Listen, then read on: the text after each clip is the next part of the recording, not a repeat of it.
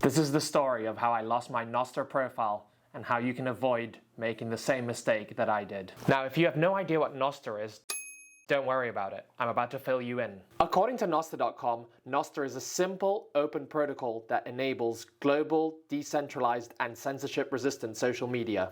Now, I know that sounds really cool, but how does it work? And why is it different to Facebook and Twitter? Facebook and Twitter are centralized platforms where all user data is stored and owned by the respective companies.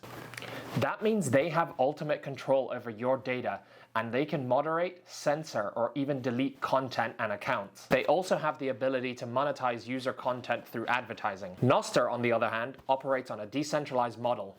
This means there's no central authority that controls and stores all the data. Instead, data is distributed across a network of nodes that can be run by people like you and I.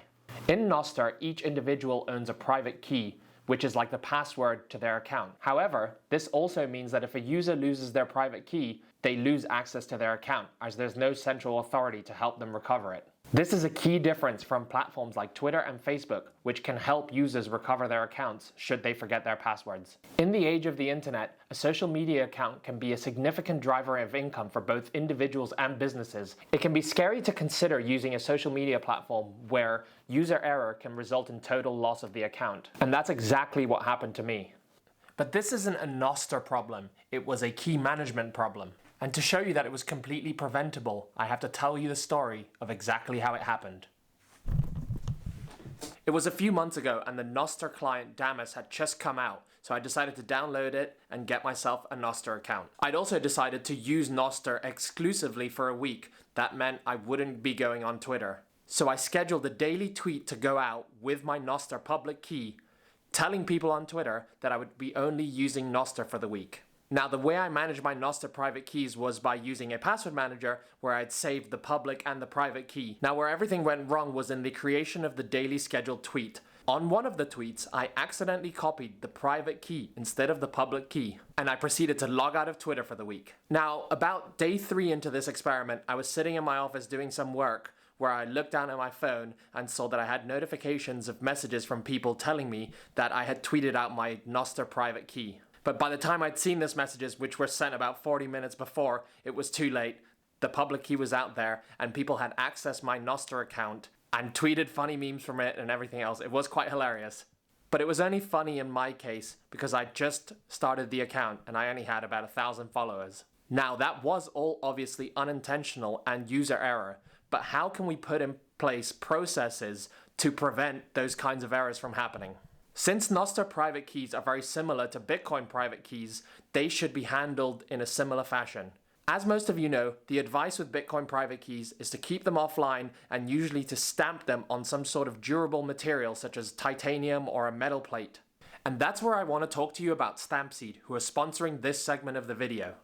Now, Stampseed make these incredible stamping kits for stamping your Bitcoin seed onto a titanium plate. And they've been kind enough to send me a kit to show you guys. Let me show you how it works. So this is the stamping kit. It comes with a 2-pound hammer, a stamping block with a rubber pad. Now, if I get close here, you can see that there are lines which help you space out the letters when you're stamping. A titanium seed plate,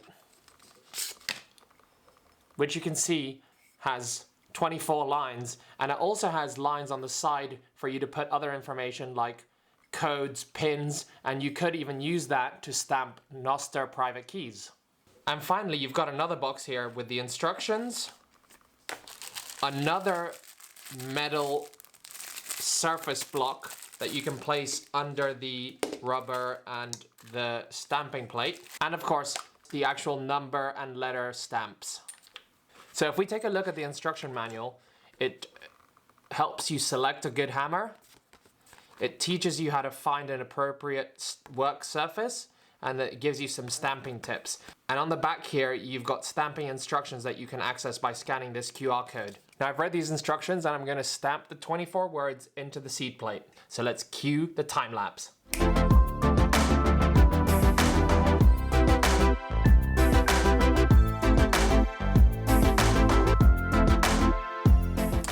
So there it is.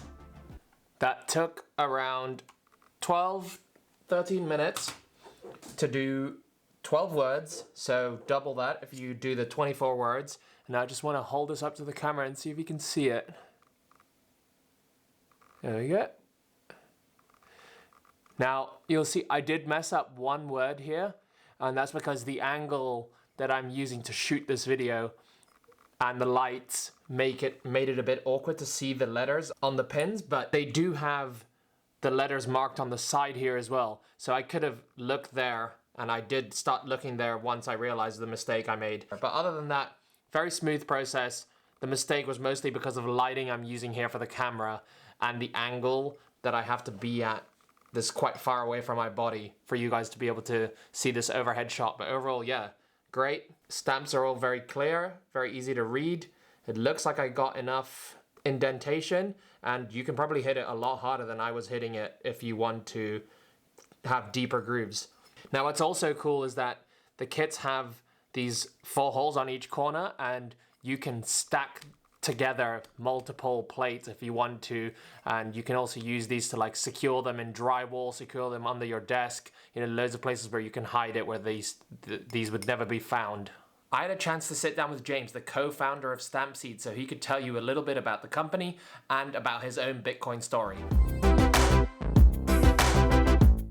One of the brands that I help manage sells metal stamping tool supplies.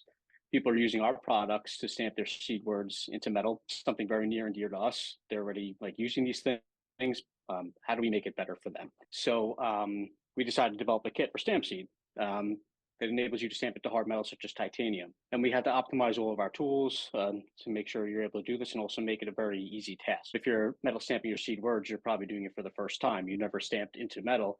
So we wanted to make sure it was super easy. That's why we sell the jig, which is like our patented solution that holds the plate in place, helps you space and align letters, make sure everything looks nice and neat. And that's pretty much how Stampseed started out. Around 2020 is when we developed like our Gen 1 kit that was piecing together various tools that we had in-house. And we launched our Gen 2 kit in 2022. That is everything you see now on the website. That happened around 2017 after that first crazy bull run. I purchased a little bit after that when the price started settled down a little bit. And I initially will admit I got in for all the wrong reasons, number go up technology. I was also playing around with some altcoins, and I didn't fully understand what Bitcoin was. I was looking at it as completely an investment, right? And I played around with a few more throughout those years, and it wasn't up until 2020 when I started to fully understand what Bitcoin was, why it was created, that it is freedom money, and how it aligned with a lot of my beliefs, a lot of my political beliefs, ideological beliefs, just personal beliefs in general. Bitcoin just seemed to be this community out there that was waiting for me. So had I used a Stampseed kit to stamp my Nostr private key instead of putting in a password manager where it was easy to copy and paste the wrong one and share it with the world, I would have avoided this problem completely. But this problem with the potential loss of a social media profile isn't just limited to Nostr and other decentralized social media. Users like you and I can also lose access to our accounts on centralized social media platforms like Twitter and Facebook should the companies behind those platforms decide that our content is in breach of their terms of use. So given that potential account loss is a problem in both decentralized and centralized social media, how do you choose which platform to use? Well, there would be a lot of factors to consider, and that could be a video unto itself, so we're not going to get into it here. But what I will say is that given the choice between dying by my own sword or dying by the sword of Elon Musk or Mark Zuckerberg, I'll choose my own sword every single day of the week. In other words, if I had to choose one, I would choose one where I have more control over the outcome. A centralized platform can ban and delete your account because they don't agree with your point of view, whereas with a decentralized platform, you're in control of putting in a good process and system to make sure that you do not mishandle your private keys, and something like Stampseed makes it very easy to do that.